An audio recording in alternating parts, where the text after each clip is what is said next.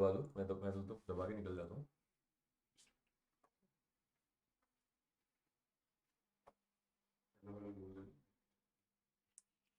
Hello, hello everyone. How are you all? Am I audible? Can you all hear me?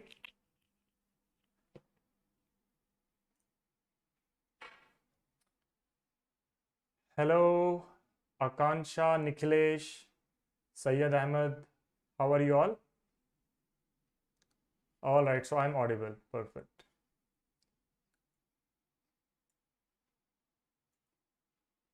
All right. All right, so let us start the session today. Okay. Now, as always, good evening, everyone. Good evening, Lakshmi, Charan. Good evening, Srikar. Hello. Perfect. Hello, everyone. Okay, so uh, a bit about practically. So this is our course, Science Beyond Books. Okay. This is for the senior class, but everyone can join this. Okay. That is not an issue. So what happens when you subscribe to Practically? You get personalized mentors. You get your doubts cleared either through text or video. You can attend Practically live classes. You can learn coding from basic to advanced level. And most importantly, we have AR, VR simulations that you all can enjoy and learn from it. Okay.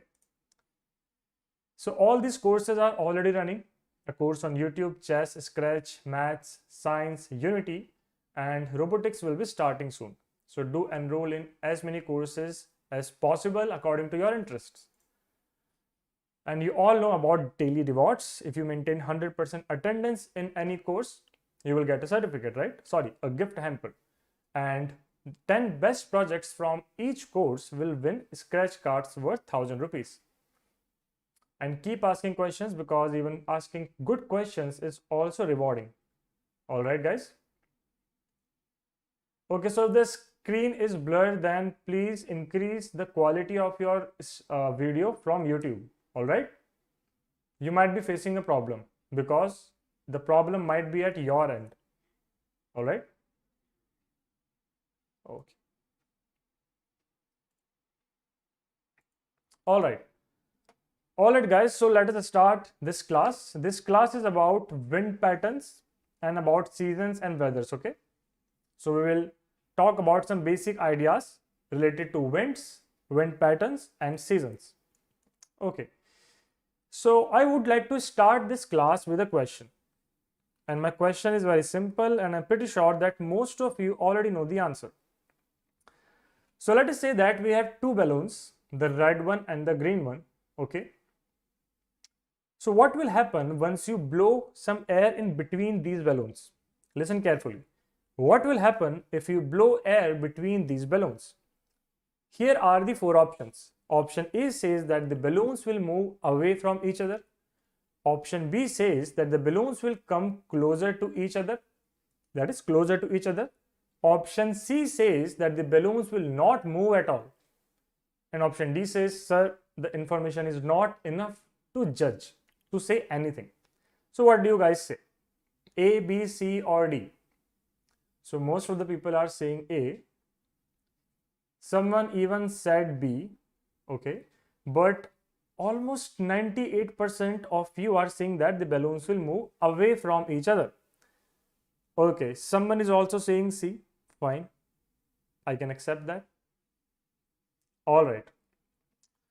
Okay. So those of you who think that the answer is C are probably thinking that, okay, so because we are blowing the air between the balloons, that air or that wind is not going to affect the balloons at all. This is how you guys might be thinking. Okay. And those of you who are saying that option A is the correct answer, that is the balloons will move away from each other, are probably thinking that because there is air blowing between the balloons, the air is going to push them apart, right? But let me repeat my question one more time. I am saying that we are blowing air between the balloons, okay? Straight away between the balloons, not on the balloons, okay? So I will give you guys one more chance. What do you think is the correct answer? A, B, C, or D? Okay. So some of you seem to change your stand. Now all the A's are gone. Okay. We have a lot of people in favor of B, and some of you are even saying D. Okay, so whoever thinks that D is the answer, can you guys write down in one line what information is insufficient for you? What is that extra piece of information that I must give to you so that you can answer this question? Would anyone like to comment upon option D? Why is the information not sufficient? Okay. All right. Okay, so no one is giving me the answer, the reason, which I don't know why. Okay, if we blow, after that you are not saying anything. It's an incomplete sentence. Jagruti, please write a complete sentence, okay? There is no charge on the balloons, okay? And even if there was, blowing air would not create an impact. All right. All right. So let us see what happens, okay? Just a second.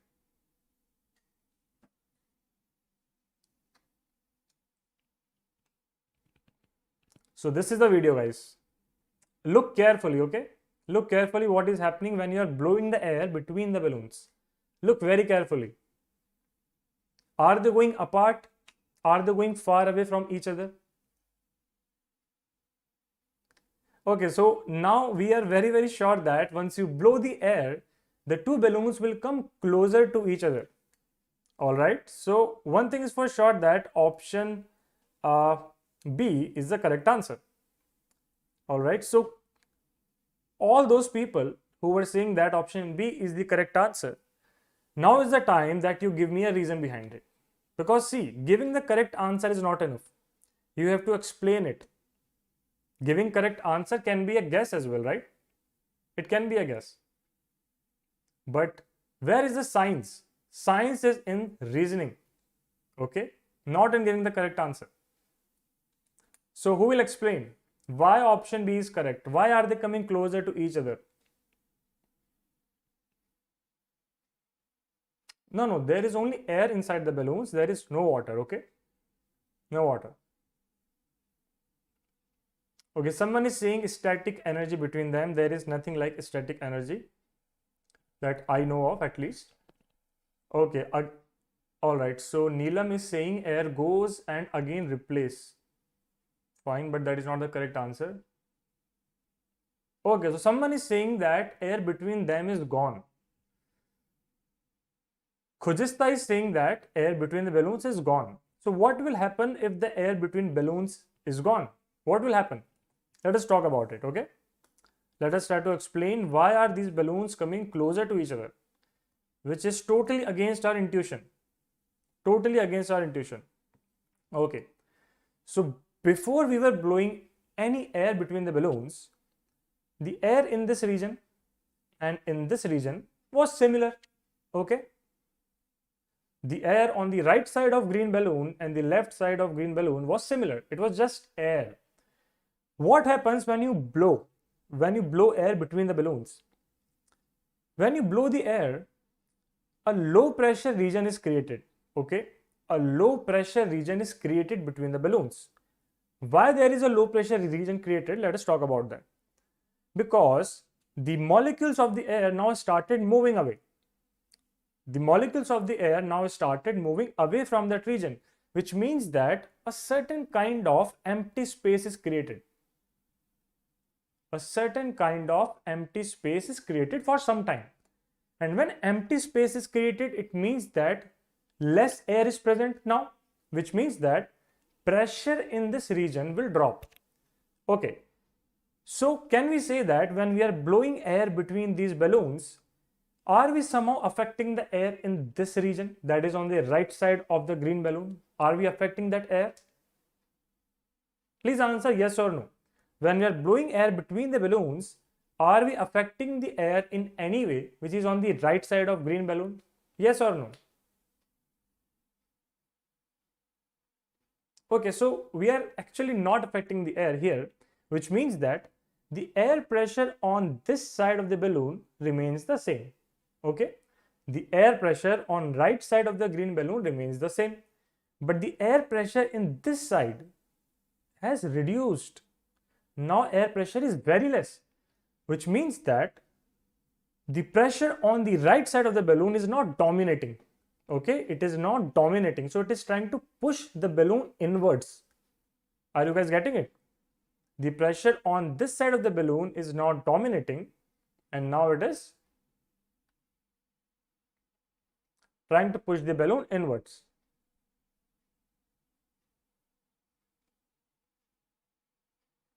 All right, is this point clear or not? Is this point clear? Okay, so the same thing is happening for the red balloon as well. Let us try to explain it one more time, okay? So when we are blowing the air in between the balloons, the pressure between the balloons is going to drop. Okay, the pressure is going to drop. So now the pressure in this side is very less because less air is present. If less air is present, then it means that there will be less pressure. Less pressure in this region. So this region is low pressure region. But we have not done anything to the air which is present on the left side of red balloon. So the air pressure here remains the same.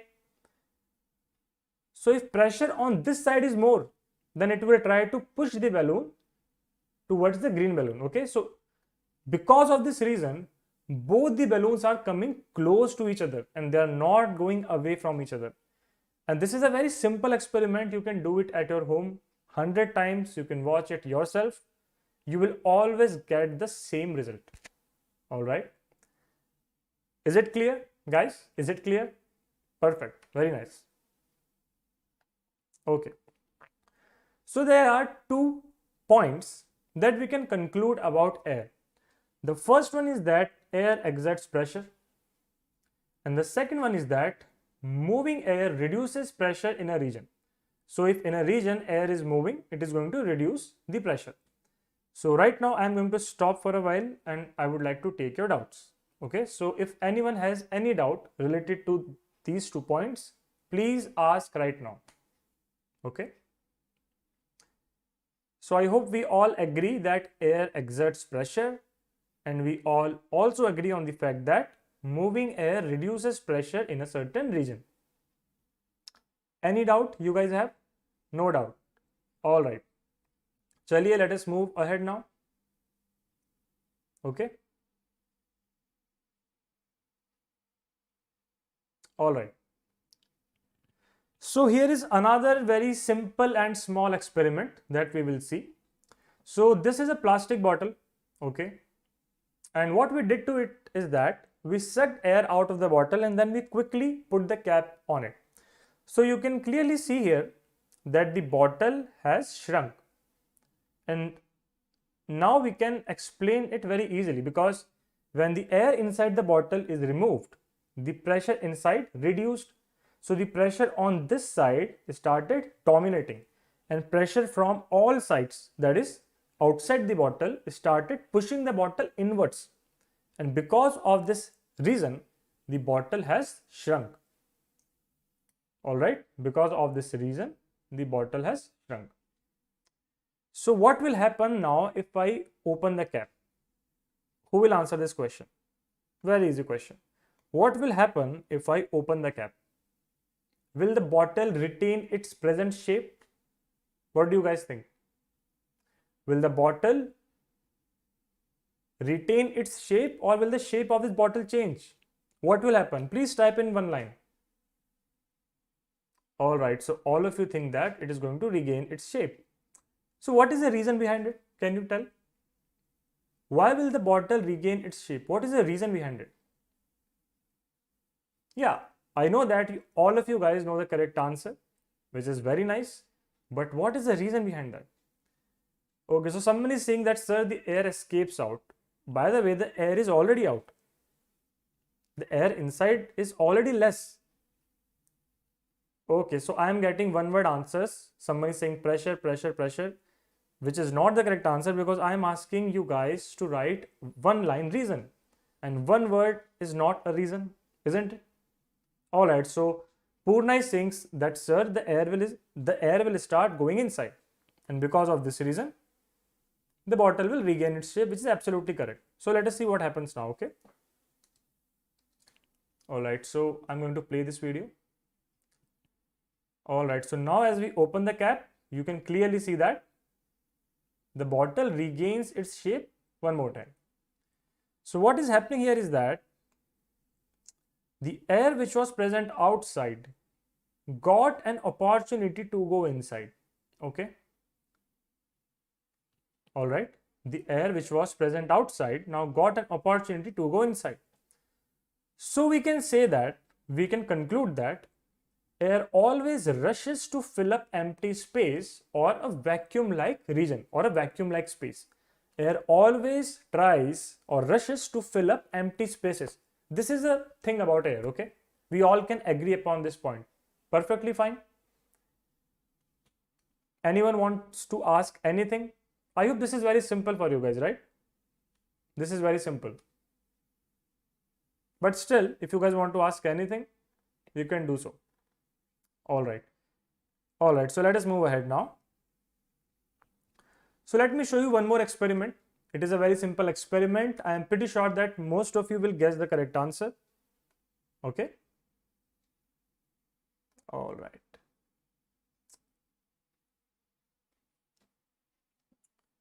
Okay.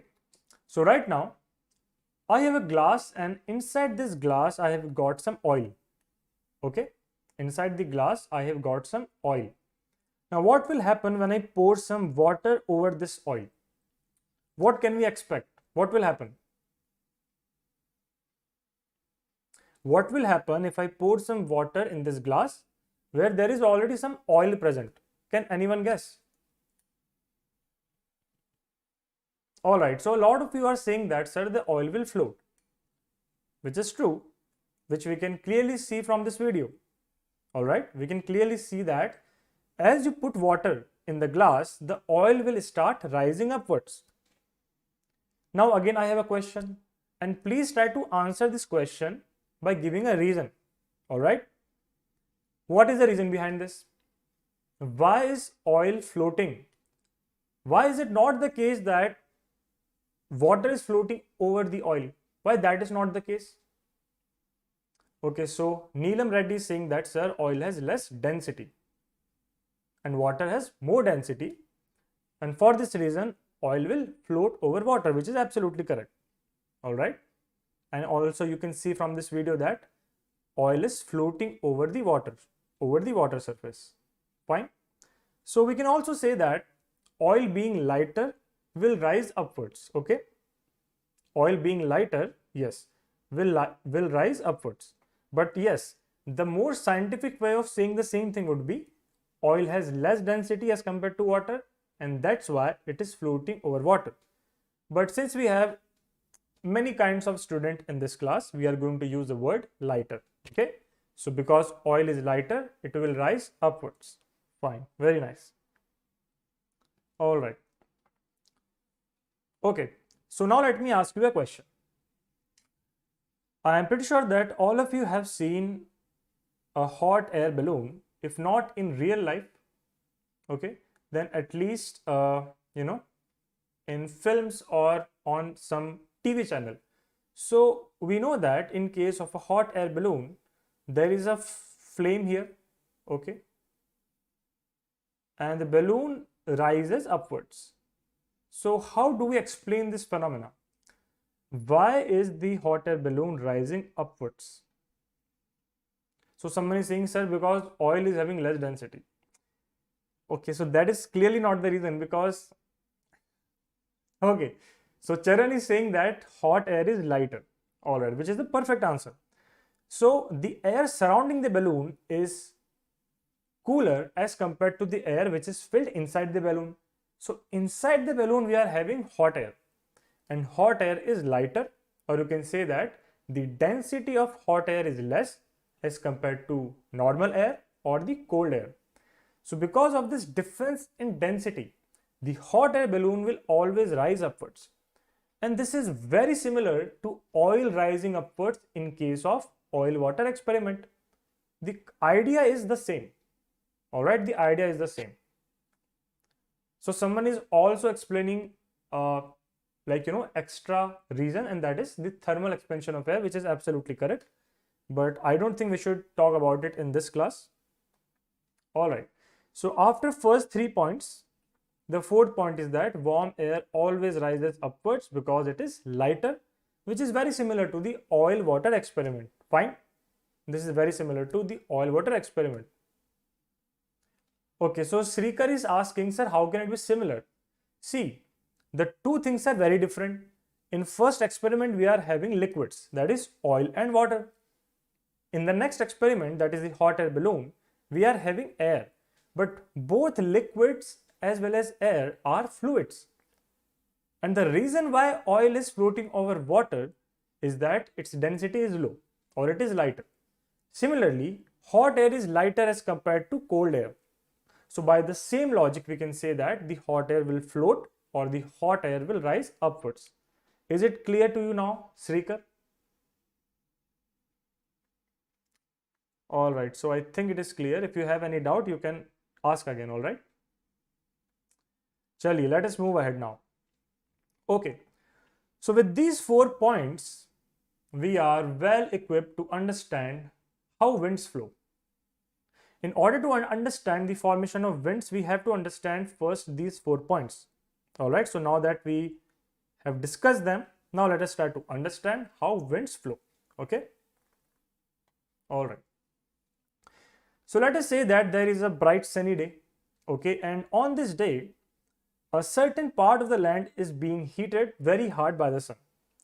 So what will happen to the air which is close to the land? What will happen? What will happen to the air which is close to the land? Remember, the land portion is very, very hot. Yes, the air will become hot. Perfect. The air will become hot. And as we have already seen that hot air is lighter, it will start to rise upwards. Okay. It will start rising upwards. Perfect. Now, when the hot air rises upwards, what will happen in this region? When the hot air rises upwards, what will happen in this region? Correct. Very nice. So this region will experience low pressure. This region will experience what? Low pressure. Or you can say that some kind of empty space or vacuum like region is being created, because the air that was present there is now gone. The air is gone, then who will apply pressure? All right, so in this region we will have a low pressure region. But think about it. We all know that during the daytime, all parts of the land are not heated equally. All right, it is quite possible that one city is very, very hot, and some part of the state, that is some other city, is not experiencing the same amount of sunlight. So it is quite possible that some region far away is relatively cooler. Okay, and the air which is present above the land in this region will be relatively cool. So we will have cool air. Fine. And we have already learned that air travels from high pressure region to low pressure region. Or you can say that air always rushes to fill up empty spaces. Fine. So this is what will happen here. The cold air from this region will rush to fill the empty space that was created here. And this flow of cold air, this flow is nothing but winds. This flow of air mass is nothing but winds. So, anyone wants to ask anything? I am looking at the chat right now. You can ask anything right now. All right. Air rushes from high pressure to low pressure, replace the pressure zone and makes the zone stable. Is that a question? I don't think so. All right. So someone is asking, sir, where does the hot air go? Okay. So we are going to talk about it now. Okay. Okay. So now what will happen is that when this warm air moves upwards, with time it will cool down. Okay. And this region will have relatively cooler air mass. Okay. So we are going to talk about this a bit more as we move ahead in this lecture. But for now, we can say that this warm air will cool down and it will be present somewhere here. Okay. All right. Let's move ahead now. So by understanding how winds form, we can explain a very amazing phenomena known as sea breeze. Okay. So what happens in case of a sea breeze? All right. Okay, so we can say one thing for sure. Let us see if you guys agree with me on this or not. Land heats faster than water. Do you all agree? Land heats faster than water. Everyone agrees? We have all experienced this, right? In case of summertime, if you go to a city which is very rocky, okay, it is very hot. You can even feel the heat radiations coming from the floor upwards.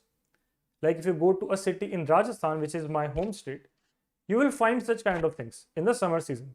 All right. So land heats faster than the water, which means that during the daytime, the air which is present in this part, that is just over the land, will be much more warmer as compared to the air which is present here over the water, correct? Which means that here we are having hot air, and we know that hot air always rises upwards.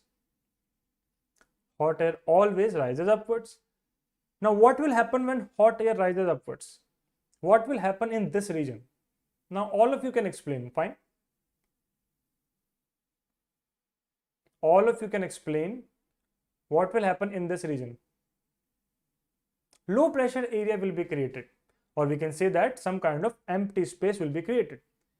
And what else we have learned? We have learned that air always rushes to empty spaces, to fill empty spaces, which means that now air from the surrounding region will try to rush towards the empty space. So air from this part will rush towards this part. And not just that, if air on, let us say, the right side of the beach is also cooler, even that will rush towards this part. So air from all parts of the surrounding will try to fill up the empty space. Fine. Now, someone recently asked, sir, what will happen to this hot air? So to which I said that as this air moves upwards, with time it will cool down. So here we are having cool air, okay? Relatively cool air. So when I'm using the words hot and cold, please understand that they are relative, okay? So this air is cool as compared to air which was present in this region, okay? So words hot and cold are relative words, fine? Okay. So now what will happen? Okay. Now I will ask a question. Let's see who can answer this. So cold air from this region rushed to fill empty space in this region. Now what should happen in this region? Do you guys think that something special should happen here? Something should change? What will happen in this region? The region above the sea. What will happen to the air basically? Okay, so everyone is trying to give some or the other reason which is not correct. It's not about waves, guys. Okay, so if you have learned the concept clearly, you can answer this question. Correct. Jhansi Rajyam, you are absolutely correct. We have seen that when air moves from a region to another, it creates empty space. It creates empty space, which means that a low pressure region will be created even here. Even in this area, a low pressure region will be created. And what happens when a low pressure region is created? Air from the surrounding rushes to occupy that space. So air from, let's say somewhere here, will try to fill up this space. And it is also possible that air from some other part of the surrounding is also coming, but we can say that air from the top part will come rushing downwards to fill this space. Is it clear? Is it clear, guys? Please answer. I will move ahead only if you guys say that you have understood each and everything. All right. So now again you can answer what will happen in this part. Okay. So in this region, again we can say that a certain kind of empty space will be created in this region. Why? Because the air that was present in this region left this region and rushed to this region. So again we are having a low pressure region. Fine. We are having a low pressure region. And you can see that in this part we are having cool air. Okay, which means high pressure. Cool air means high pressure, warm air means low pressure. So, and here we are having an empty space. Okay, here we are having empty space. So it means that the air from this part will rush to fill up this empty space. So did you notice something? We are having what is known as an air current. So it is going in a circular path. It is an air current. It is not just a straight line flow of air. It is a whole current, a whole cycle is there.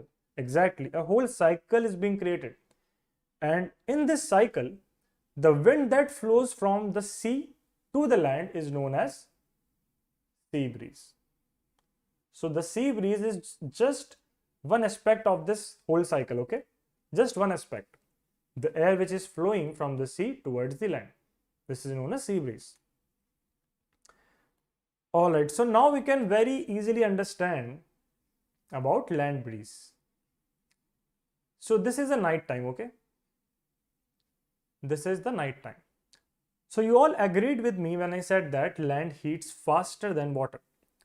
But there is another characteristic about land, and that is land also cools faster than the water. Faster than the water. Do you all agree with me? Land cools faster than the water because there are rocks, there is sand. Sand cools very fast. If you have noticed, then whenever you visit a place which is, like a desert, during the daytime it is very, very hot. But during the night time, the deserts are very cool because the sand cools very fast. Fine. All right, so we can say that during the night time, water is warmer as compared to the land, and the land is cooler as compared to the water, which means that the air which is present above the sea is now warm air. And now this air is going to rise upwards, which means that empty space will be created in this region. Correct? Now what is the next step? What will happen now? What will happen now? So you know that empty space is created.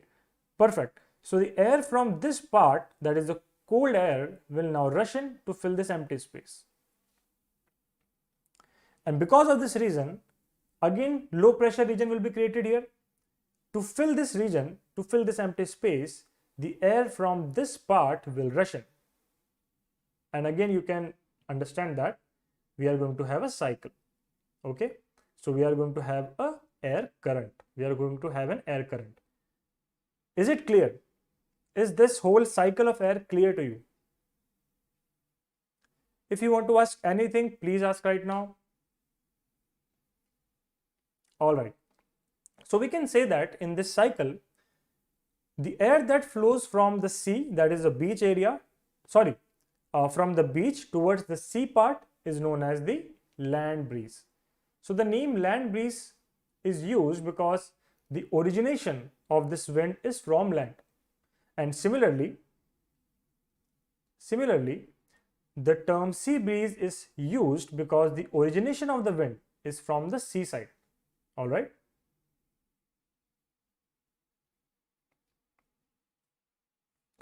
So after understanding land breeze and sea breeze, we can also understand about the wind patterns on our planet. So what we were talking about right now was a very local phenomena. It was restricted to a certain coastal region.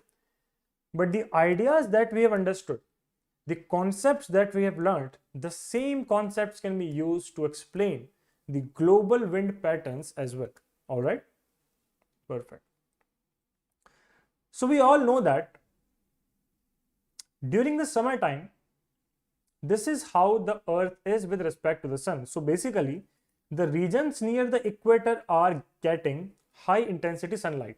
They are getting direct sunlight. Fine. So can we all agree to the fact that near the equator, all right, so can we all agree to the fact that near the equator, the air will be warmer as compared to the poles? Can we say that? Yes or no? Can we say that near the equator region, the air will be warmer as compared to the region near the poles? Fine. All right. Which means that if I represent the south pole, equator and north pole, this whole curve on a straight line like this, just for understanding, near the equator we are having hot air or warm air. So this warm air is going to rise upwards. Fine. And when this warm air rises upwards, the region near the equator will be empty space. So the cold air which is present near the poles will rush in to fill these empty spaces. Fine. The air which is present near the poles will rush in to fill the empty spaces. And we can also say that even near the poles, there will be high pressure region or low pressure region. In this area, will there be high pressure region or low pressure region? HP or LP? Please reply. I'm asking for North Pole. Okay, so some of you are still saying high pressure. Okay, so think about it. Yes, initially there was high pressure region, but now that the wind started flowing from the North Pole to fill the empty space near the equator, now what will happen? Now this region will be a low pressure region. The pressure of this region will reduce now. And we can say that a similar empty space will be created here as well. Fine. Which means that air from the top will now rush in to fill this empty space. Which also means that the region above the poles will now experience a vacuum-like condition, empty space, this region. And we have already learned that when warm air rises upwards, after some time it cools down. So here we are having cool air. And here we are having empty space. Which means that the cool air will rush in to fill this empty space. So can you guys see we are having a global air current? Can you guys see this? A global cycle. So this is not just a local phenomena. Even at the global level, the same ideas are, the same principles are, governing. So again, we are having a current, a cycle of air. All right. So can you guys now tell me what will happen at the North Pole? Now I am not going to explain again. You guys will answer each and every question correctly. So here we are having an empty space. Okay. So what will happen to the air in this region? What will happen? Will it move this side or here?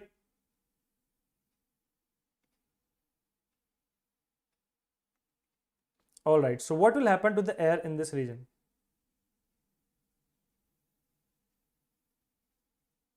Guys, I'm talking about the South Pole right now, okay? So the North Pole, okay, so the region between North Pole and equator, we already explained that, fine.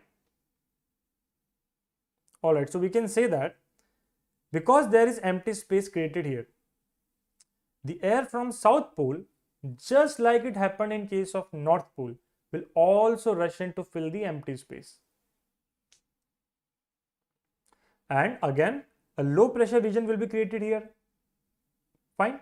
So to fill this region, air from the above, from the higher part, will rush in to fill this empty space, correct? Which means that again there will be low pressure region created here. And we know that air in this part, that is above the equator at a certain height, is cool air. So now this part of the air will rush in to fill this space. So again we are having a cycle, but this time the direction is opposite. Okay. Between the North Pole and the equator, this is the direction, something like this. And between equator and South Pole, this is the direction. So we can say that in this class till now, we have a basic idea about formation of winds and how air currents flow, okay? All right. So now I have a question. Let's see who can answer this question. Are you guys ready? Can you answer my question? Should I even ask? I just want to know how many of you are interested. All right, so let us see who is going to answer this question. All right, so we have seen that from North Pole towards equator, so the wind flows from North Pole towards the equator, okay, and from South Pole towards the equator, which means that if you are standing somewhere here in Africa, okay, you are standing somewhere here in Africa, you would experience a wind coming from North Pole towards the equator in a straight line, right? And a wind coming from South Pole towards the equator in a straight line like this. That should happen because we know that the wind is flowing from North Pole towards the equator and also from South Pole towards the equator. Fine. But in reality, it is observed that, okay, so this is north, this is south, this is east, and this is west. In reality, it is observed that this wind is not flowing in a straight line. It goes on a path like this, okay? And the winds that are coming from South Pole towards the equator go on a path like this. So why is this happening? This happens for sure. You can search about it and read about it. Now the real question is, why is it happening? Why are we not able to see winds coming from North Pole towards the equator along a straight line? Land breeze and sea breeze has nothing to do with it. Lakshmi Dhana, very nice, very good answer. Shruti Gupta, correct. You can, yes, that is a fine answer. Perfect. All right, so think about it, guys. Think about it. You are standing somewhere here in Africa, okay? And we know that sun always rises from the east side. Sun always rises from the east side, which means that the earth is rotating from west to east, okay? The earth is rotating from west to east direction. So if you're standing here at this point and you're looking at the wind, it is coming from North Pole towards the equator, but you yourself is rotating like this. Are you getting the point?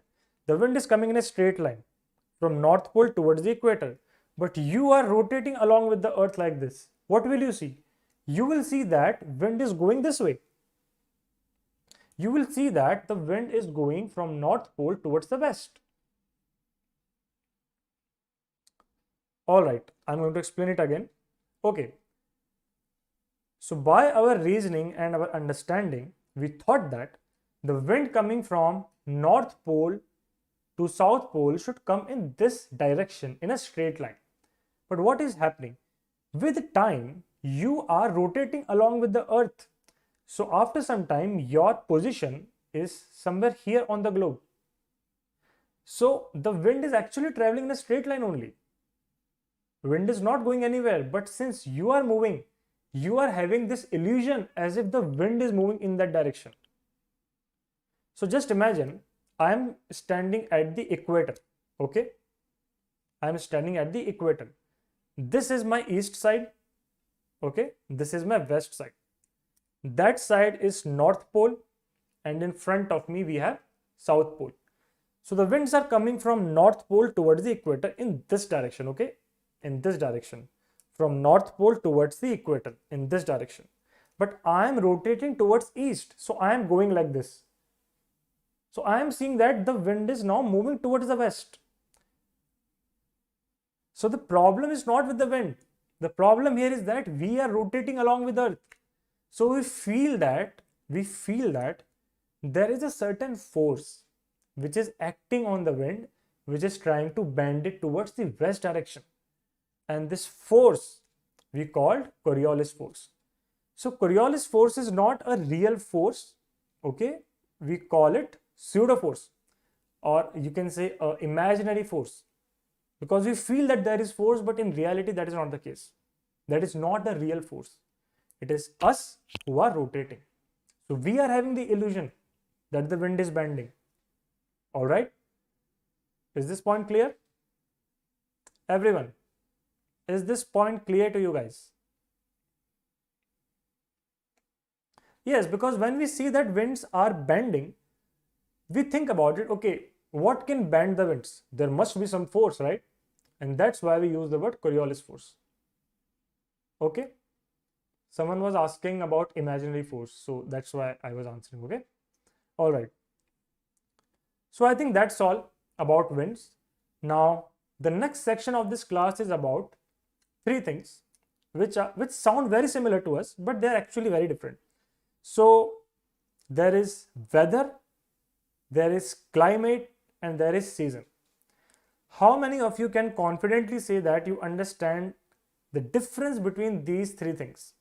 Weather, climate, and season. How many of you can confidently say that you understand the difference between these three things? All right, so a lot of you seem very confident, which is nice. So would you like to explain? Would you like to write down what is the main key difference between these three things, weather, climate, and season? I'm waiting for the answer, guys. Let's see how many of you know the answer.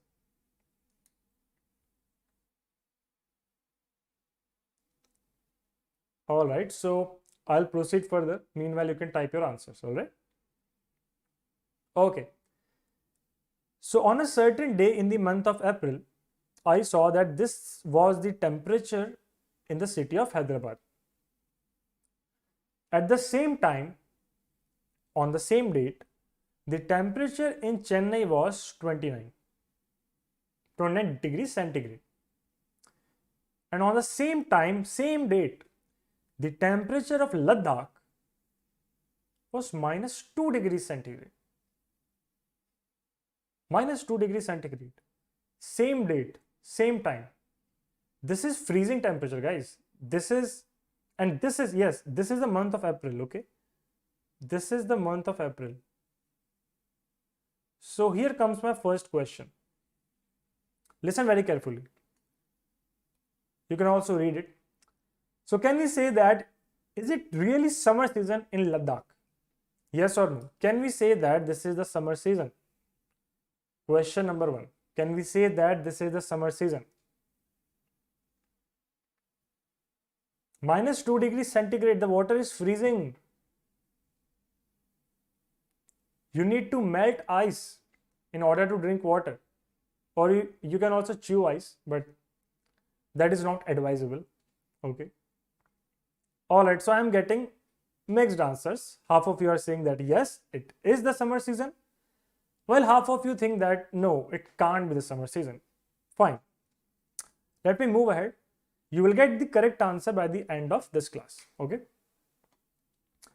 So every morning, I generally get a notification in my phone about the current weather forecast. Current weather forecast. In this report, I see that so and so is the temperature of my location. Then we are talking about wind, that the speed of the wind is 4 kilometers per hour or whatever. Then there is humidity and a lot of other aspects. Okay. I am pretty sure that most of you also get such notifications, okay, for the weather forecast on a particular day. And not just that, you can also check the weather forecast for next 7 to 8 days. For example, on 14th April, it says that there will be light showers in the city. On 15th, they are saying that it will be partially cloudy. On 16th, they are saying it will be having clouds but no rain. Then it is mostly sunny, partially cloudy. broken clouds, etc. All right. So do you see something here? The weather of same city is changing every day. The weather of Hyderabad city is changing every day. And not just that, the minimum and maximum temperatures are also changing. So what can we learn about weather from this information? What does this suggest? Who will answer this question? There are two things. The first thing is that when there is a weather report, there is temperature, wind speed, humidity, and various other factors. Okay. The second thing is that we can predict weather for a week or so, and every day it might change. Yes, weather keeps changing. Okay. Okay. So basically, weather is a very local phenomena. You can say it is the local report of your surrounding atmosphere. It is a very narrow report. It will just tell you how will the atmosphere be today in your location. All right. It is going to tell you what will be the atmospheric conditions in your location. So weather can change from place to place, from city to city, okay, from town to town. It can also change from time to time. That is, on 14th it is something else, on 15th it is something else. And not just that, it can also change even after a few minutes. You might have noticed that sometimes the day is very shiny, bright sunlight. Just after half hour there is dark clouds, it starts raining. So weather is a very local phenomena. It can change very fast, very rapidly. Number one. What is the next thing now? Next thing is that why don't we have season forecast or climate forecast? Why do we have only weather forecast? What is so special about the weather? Are you getting the question? Whenever you read weather report, you always read weather report but not climate report. There is nothing like season report. All right, so Lava, your answer is good. It's a good answer. So Lava is saying that they don't change regularly, so we don't really need to report them every day, which is fine. Nice, very good. All right. So you might have seen posters like these, okay? Climate change is real, which it is. We should stop climate change, etc. But you will never find posters about, season change is real, we have to stop season change. Or weather change is real, stop weather change. It's always about climate. Now, what is so special about climate? Why we don't want the climate to change? Weather is changing every day, fine. Seasons are changing time to time. Why should climate not change? First of all, what is climate? Second question, why we don't want it to change? Let's see who can answer this one. This is a little tricky.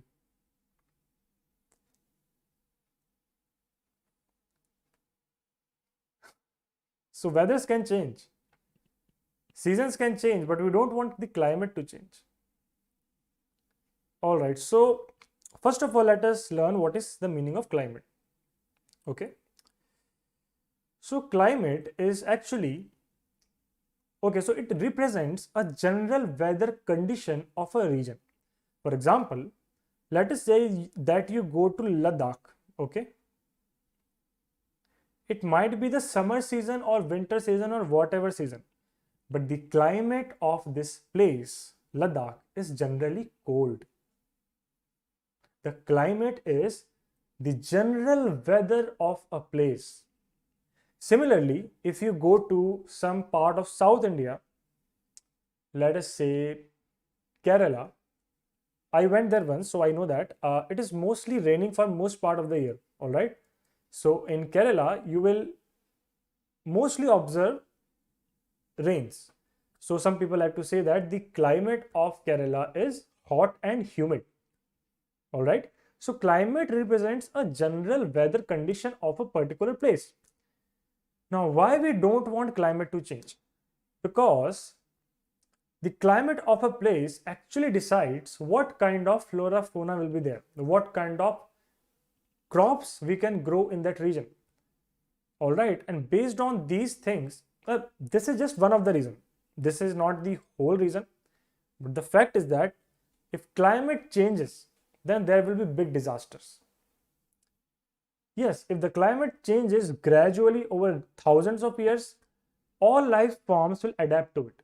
But if it is changing very fast, which is happening in this century, it is going to hurt us very bad. It is a serious challenge, one of the most important challenge that the world is facing right now. It is climate change. All right. So we don't want weather change, fine. It changes every day, but climate change is what is important. Okay. Okay, so now let us talk about seasons. So what are seasons? So season is nothing but, you can say, the division of an year. So we can say that when Earth completes one full revolution around the sun, okay, the time that it takes, we can actually divide it into, just a second, let me change the color of my pen. So we can divide it into 4 parts, which are 4 seasons. So we have a summer season, we have autumn, there is winter season, and there is spring. All right. So who will tell me what is the most important criteria to decide which season is this? I mean to say that, okay, so can we say that the distance of Earth from Sun decides which season is going on, or the reason is something else? All right, so very nice. Amar Math, I'm sorry if I misspelled your name, is saying that, sir, when Earth is far away from Sun, it will be winter. But when Earth is near to the Sun, then it is summer. That's what intuition says, right? It is a very logical reason for us to believe that if the Earth is close to Sun, there will be summers. And when it is far away from the Sun, there should be winters. But the cool part is that it is wrong. In reality, when Earth is closer to the Sun, we are having the winter season. And when Earth is far away from the Sun, at that time, we are having the summer season. All right. So the real thing that decides the seasons is not the distance of Earth from Sun. It is not. The real deal is the tilt of the Earth. The tilt is the main reason that decides seasons. So during the winter time, you can see that the tilt is away from the Sun, okay? The tilt is away from the Sun. And during the summertime, Earth is tilted towards the Sun, okay? And if you are not sure about what I'm going to say next, let me show you this picture first. So this is the line of equator, okay? This is the line of equator. You can see that a large part of our world lies in the northern hemisphere, okay? Yes, some part of Africa is in southern hemisphere, some part of South America is in southern hemisphere. Australia is completely in the southern hemisphere, but still a large chunk of human population lives in the northern hemisphere, including our own country, India, okay? Including our own country, India. Now, look at this again. When the tilt is away from the Sun, and this is the line of equator, okay? This is the line of equator. Most of us are not having direct sunlight. Most of us are not having direct sunlight. So where is the, okay, so which part of the world is experiencing direct sunlight? Which part? The part in the southern hemisphere is having direct sunlight. But the part in the northern hemisphere is having sunlight, but at a certain angle. So the intensity of sunlight is very low. All right. So you will have shiny sun, but the, sun rays won't feel that hot, won't feel that warm. because the intensity is low. So we can say that in the southern part of the world, we are having direct sunlight. Okay. Which means that during the winter season, this area is having direct sunlight, and in this part of the world, we are having winter season. And in this part of the world, we are having summer season. All right. So do you guys know that during New Year, that is 1st of January, where we think that in most of the world there is winter season. In Australia, actually they are having summers. In Sydney, during a New Year Eve, they are having summers and not winters. But generally we have this idea that, okay, because it's New Year, it must be winter everywhere in the world. That is not the case. Okay, that is not the case. Any doubts? Anyone wants to ask anything? You can ask right now. Any confusion regarding seasons? Any confusion, guys? All right. So what happens during the summer season? During the summer season, the northern hemisphere is having direct sunlight. Okay. Northern hemisphere is having the direct sunlight, this part of the world, which means that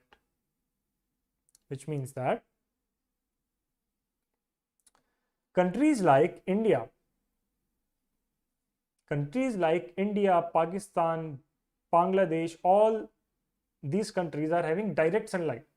And you know that during the months of April, May, all these months, we are having very bad summertime. Okay, it's very hot outside. So this is the reason. So we can say that during the month of April, the season in Ladakh is summer or winter? In the month of April, the season in Ladakh is summer or winter? Anyone would like to answer? Very nice. It will be summer season and not winter season. So the temperature of that region is -2 degrees because its climate is cold. Its climate is cold, but the season in this month is the summer season. All right, so with this, we are going to end this class. I hope that you guys enjoyed this class, and I hope that you learned at least one new thing from this class. All right, so with this, I will take your leave. I'll see you in the next class, guys. Bye-bye and good night.